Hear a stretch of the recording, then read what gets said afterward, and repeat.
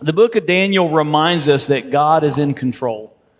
Reminds us that God is sovereign over the affairs of men. That when people think that they have control, that God is the one who's in control, that he can humble the proud. And in God's providence, he can accomplish his purposes. And I believe with all my heart that God has you here today, this morning, for a purpose.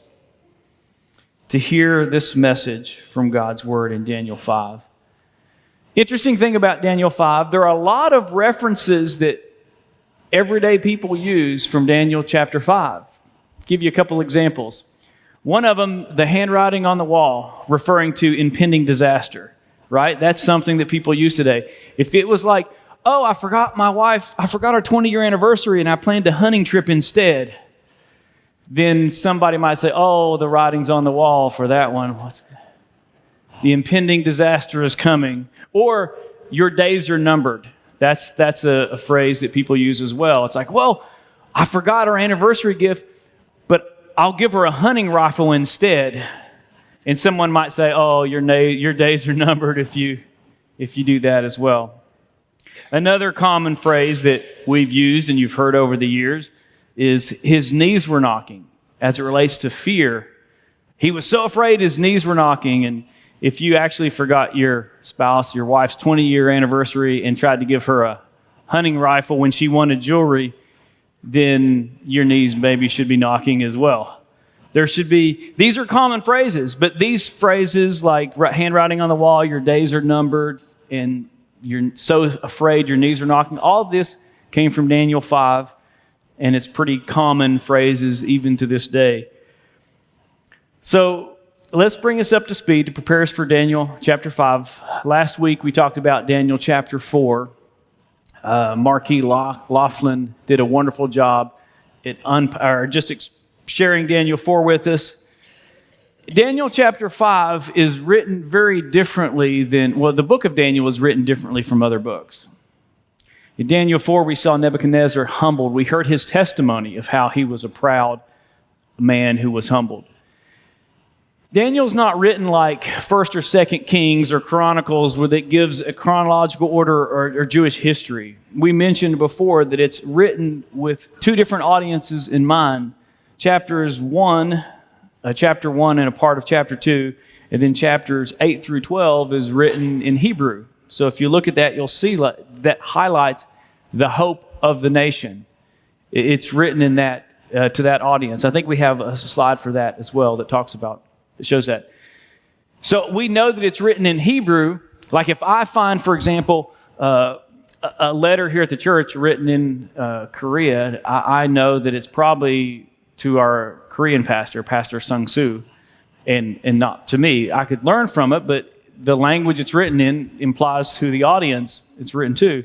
So that's true for the first chapters and the end of the book. But chapters 2 through 7 are written in Aramaic. It's a Gentile audience. It reveals to the proud pagan nations that God is in control. And it's story after story of here's a king who God humbles, here's a king who God humbles. And so there's different audience, different focuses for that. Chapter 2 was the dream that God revealed to Nebuchadnezzar that this was all going to happen.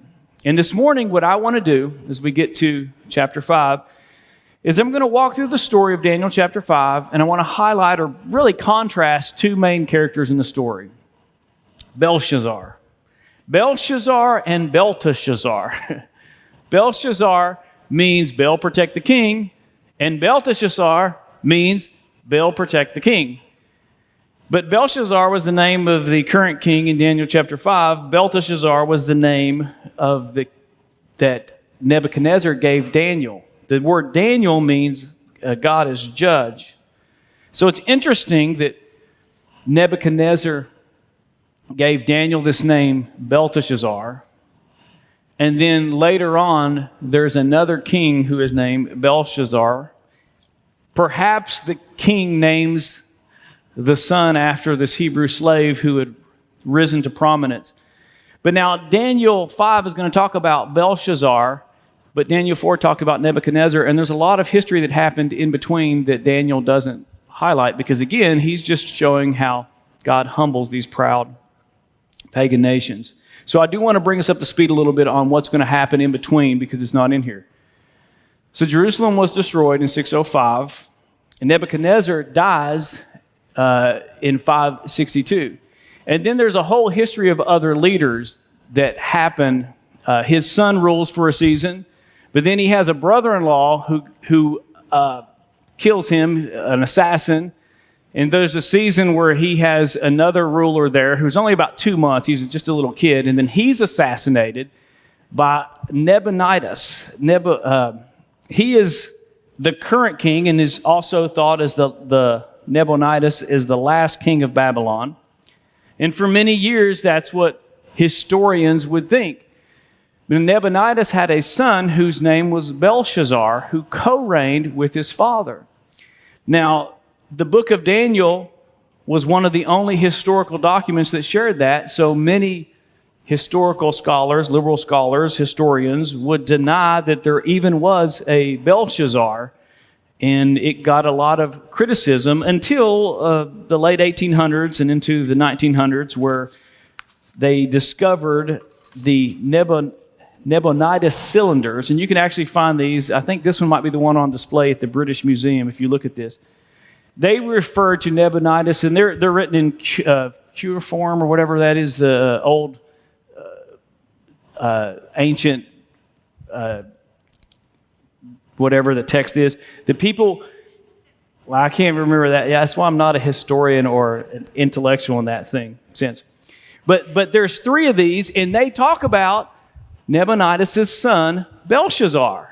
And they mention him in there, and then the co-reigning of his son, just as the Bible said. And so even though there wasn't historical documents until recently, other than the book of Daniel, we see this was true. And then history also teaches us that Nabonidus was in Arabia ruling, and Belshazzar was actually in Babylon at the time, holding down the kingdom, so to speak, holding down the fort.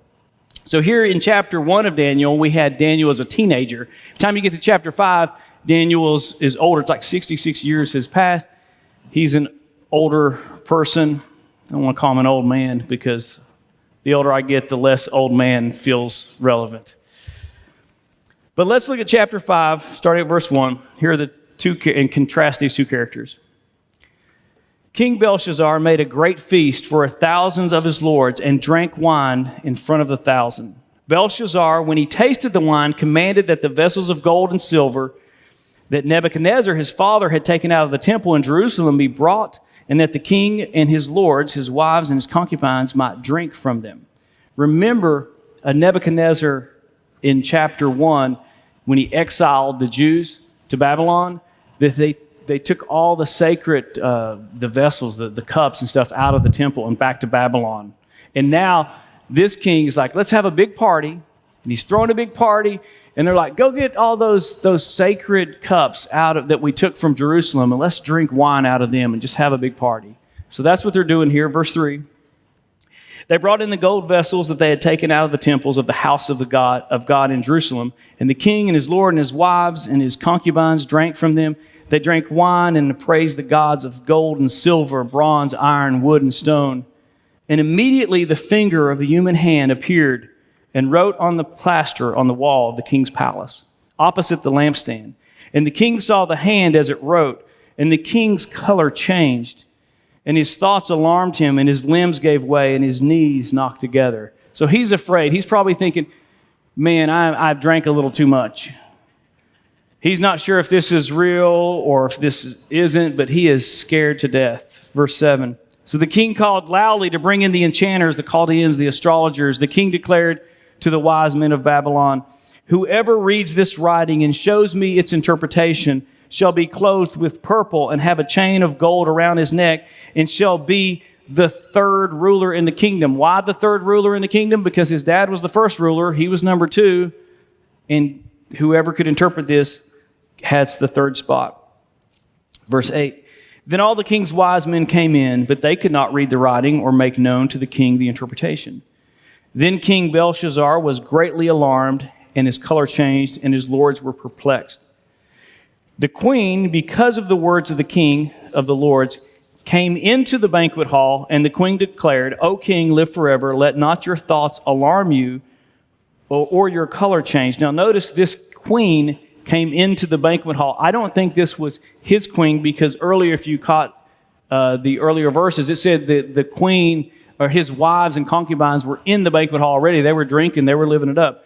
I personally think that this is Nebuchadnezzar's wife because of what she says next, because this lady had witnessed a few things in her day. Look at verse 11. "There is a man in your kingdom in whom the spirit of the holy gods. In the days of your father, light and understanding and wisdom, like the wisdom of the gods, were found in him. And King Nebuchadnezzar, your father the king, made him chief of the magicians, enchanters, Chaldeans, and astrologers." So, by the way, it's common to call someone associated with the kingdom father, because you're thinking this really isn't his father. But just like the Jews call Abraham father, and we sing the song, "Father Abraham had many sons," the Hebrew nations would all refer to Father Abraham because of their association with that kingdom. Here's the same thing. Belshazzar is being associated with Nebuchadnezzar, who brought the Babylonian kingdom into fame, and he's identifying with this kingdom. So when he's saying your father Nebuchadnezzar, he's recognizing that he likely is an heir, but it's also associating him with that kingdom. Verse 12. "Because of an excellent spirit, knowledge, and understanding to interpret dreams, explain riddles, and solve problems were found in this Daniel, whom the king named Belteshazzar. Now let Daniel be called, and he will show you the interpretation." Then Daniel was brought in before the king. The king answered and said to Daniel, "You are that Daniel, one of the exiles of Judah, whom the king, my father, brought from Judah. And I have heard that you have the spirit of the gods in you, and the light and understanding and excellent wisdom are found in you. Now the wise men, the enchanters, have been brought in before you to read the writing and make known to me its interpretation, but they could not show me the interpretation of the matter. But I have heard that you can give interpretations and solve problems. Now, if you can read the writing and make known to me its interpretation, you shall be clothed with purple and have a chain of gold around your neck and shall be the third ruler in the kingdom." Now, it's interesting because this young man, this young king is standing before this older, wiser Daniel, and Daniel's going to take him to school. Look at verse 17. "Then Daniel answered and said before the king, let your gifts be for yourself and give your reward to another. Nevertheless, I will read the writing to the king and make known to him the interpretation." The next few verses, he acknowledges that God is the one who established Nebuchadnezzar's kingdom and that God was in control of it. And that Daniel reminded him that God humbled Nebuchadnezzar and that he should learn from that lesson. And he says in verse 22 this, he picks up with it. He says, "And you, his son Belshazzar, have not humbled your heart. Though you knew all this, you knew Nebuchadnezzar's testimony. You knew he was proud. He didn't give credit to God, and God humbled him. And you're living a similar life of pride." Verse 23, "But you have lifted up yourself against the Lord of heaven, and the vessels of his house have been brought in before you and your lords and your wives and your concubines have drunk wine from them. And you have praised the gods of gold and silver, and the gods of silver and gold and bronze and iron and wood and stone, which do not hear or know, but the God in whose hand is your breath and whose are all your ways, you have not honored. Then from his presence this hand was sent, and the writing was inscribed. And this is the writing that was inscribed: Mene, Mene, Tekel, and Parsin. And this is the interpretation of the matter. Mene, God has numbered the days of your kingdom and brought it to an end. Tekel, and you have been weighed in the balance and found wanting. Perez, and your kingdom is divided and given to the Medes and the Persians. Then Belshazzar gave command, and Daniel was clothed with purple. A chain of gold was put around his neck, and a proclamation was made known about him, that he should be the third ruler in the kingdom. Then what happens next? That very night, Belshazzar, the Chaldean king, was killed, and Darius the Medes received the kingdom, being about 62 years old. And one of the first things this new king does is promotes Daniel, and you'll see in the first few verses of Daniel chapter 6, God is giving him honor and favor. But this is an interesting story. History teaches us how the Medes and the Persians do this. They've been camped out for a while. They've been outside about 4 months, according to history. But Babylon was such a fortified city with so much food inside. It was like, well, we're not even worried about them. I mean, we can feed the people in here. We're so proud. I tell you what, we're just going to have a party. Like, I'm not even worried about an enemy army outside. It doesn't mean anything. What they had done is they diverted the waterway, and so that they were able to come in through the waterway, and the enemy army came in at night while they're partying and they're all drunk, and God hands over the kingdom to another group. But let's contrast these two, Belshazzar and Daniel. First, let's start with Belshazzar. Belshazzar neglects responsibility for pleasure. Let's think about this for a minute. What indulgences sometimes need replaced in our life with responsibility? The king allowed two enemy armies outside. Instead of dealing with the problem, his dad's off securing the kingdom in other places. He's a young man. He's there. The enemy army's out there, and he's throwing a party. He's not being a leader. He's not being a king that would be responsible. Instead, he's like, let's go get things that Nebuchadnezzar conquered and drink out of them and celebrate them and just ignore the problem that's outside. Confidence and pride often causes neglect in our lives, in areas of our lives. And perhaps he was frustrated. Perhaps people were complaining, Belshazzar, you need to do something. You need to do something about this problem. And he just like, I don't know what to do. I'm just frustrated. And have you ever done this? You've been frustrated about a problem, and instead of doing something about it, you go to some place to help you forget about it. He's like, I'm just going to go. Let's have a party. I'll feel better anyway. It won't solve the problem, but I'll feel better. And so he runs to host a big party, and he does that. Let me share with you a toxic philosophy that is plaguing our country today. This is it. See, if you ever answered this question like this, it's an interesting question. What can I do to not think about something I should do? You ever ask yourself that question, so to speak? I know it's a weird question. What can I do to not think about something that I should do? We don't like to admit it, but we've all ask ourselves that question before, haven't we? And in our lives can be characterized by neglect. And it's the question we should ponder. Is your life characterized more by neglect or responsibility? When you think about areas of your life, when you think about stuff that needs done around the house, that's convicting for me.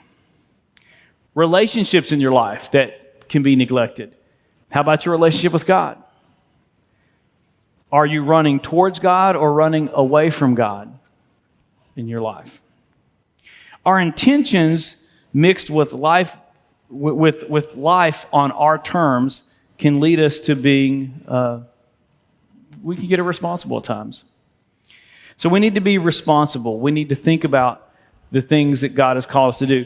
I've shared this story before, but since it's getting close to finals, I'll share it again.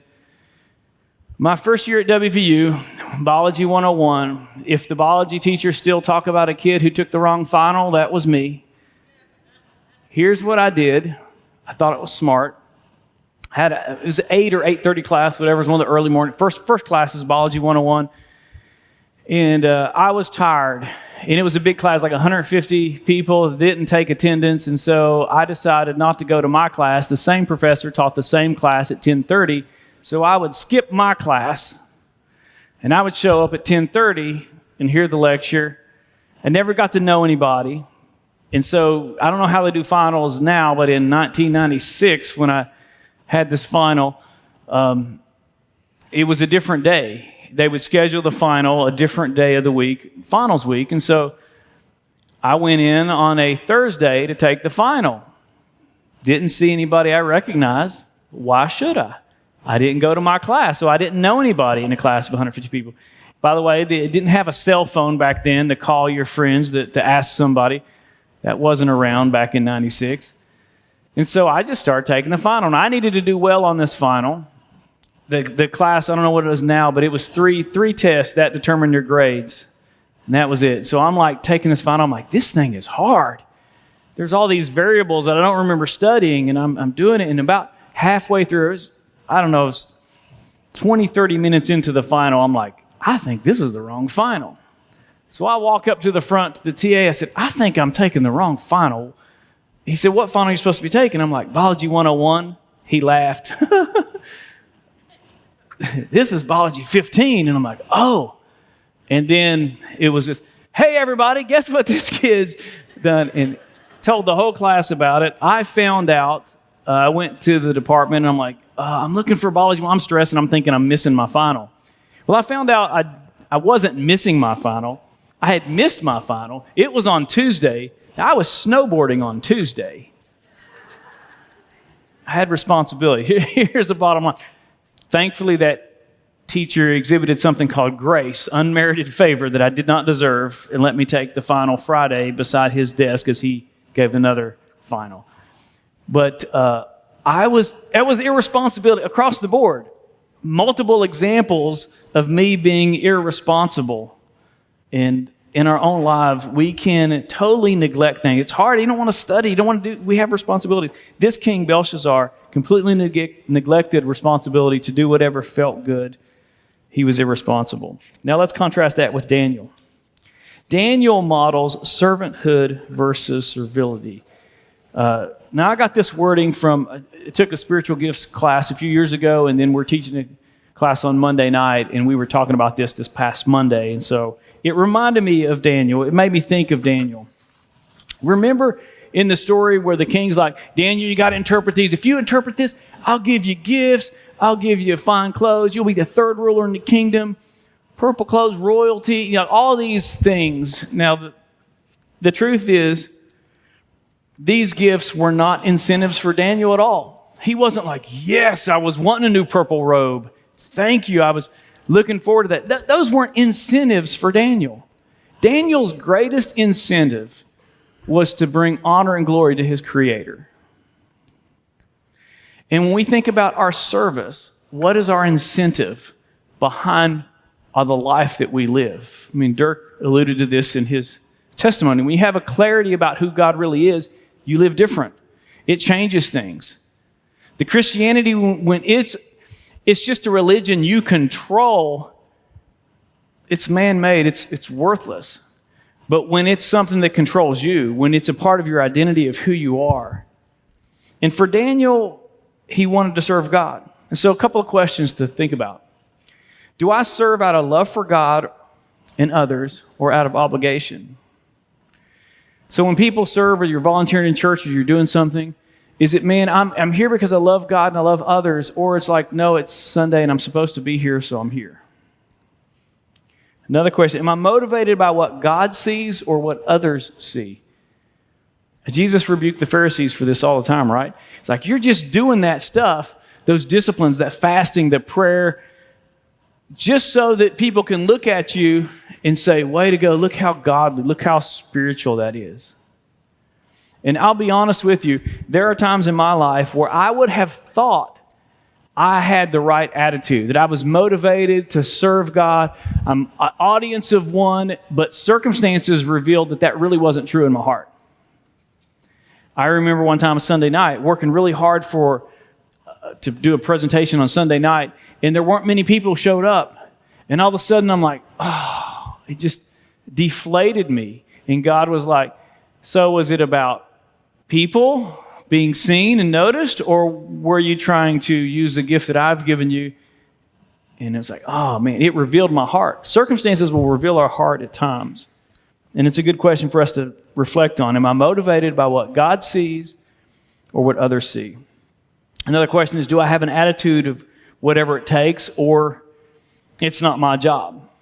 In other words, there's some people that serve. I admire so many people at this church.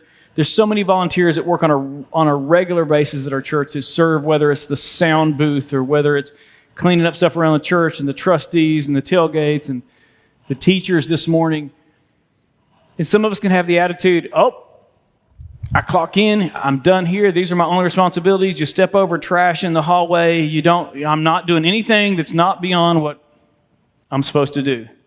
Others will be like, you go above and beyond, whatever it takes. We're creating a loving environment. I want to honor God. I want to love others. You probably have worked with people like that. People that are like, that's not my job. I'm not going to do it. And there's other people that's like on board with whatever company it is, and they're committed to that cause. Well, shouldn't we as believers be committed to the cause of advancing his kingdom for the glory of God? Shouldn't that motivate us to live above and beyond just a certain, well, check this off my list type of mentality? Do I have an attitude of whatever it takes, or it's not my job? See, servanthood results are God glorifying. It directs attention to God, and it humbly reflects Christ, versus servility, which is self-serving, self-seeking, draws attention to self, and it pridefully promotes self. So, are we neglecting important things because we're distracted by the pleasures of the world today? Are we busy at work? Even we can be actively working and doing stuff in church involvement and so forth and still be drifting into servility versus servanthood because of our heart and our attitude. What would it look like if people in the church today had the Daniel attitude? The only incentive is that I'm going to bring honor to God, and I'm serving out of love for God and others, and I'm motivated by what God sees, and my attitude is whatever it takes. Man, if we were motivated like that, listen, we would be more motivated, number one, because our value isn't based on our performance, but we've already been approved by God. And so there's freedom in that. We serve out of gratitude. There would be less drama in our lives. Sometimes, let's be honest, there can be church drama. You know, before I became a pastor, I witnessed it in churches. There can be church drama. But there would be a lot less drama because we would be a lot less concerned about what other people think about and a lot more concerned with using what God has given us to honor him. We become bulletproof, in a sense, from our critics when we serve with this attitude. So again, we have a lot of people who volunteer, a lot of people do this. I know it's easy for me to slip in this, and so I wanted to share it with you because I think Daniel kept his focus. Besshazzar was way off track, and it's a good reminder for us. But the best way to make sure we have the right heart is to keep our eyes focused on Christ. That we love God because he first loved us, which is one of the reasons why we do this every month, where we take communion. So let's get the elements out. Let's begin to prepare our hearts so that we can reflect on what Christ has done for us in order to better align ourselves to loving God and loving others.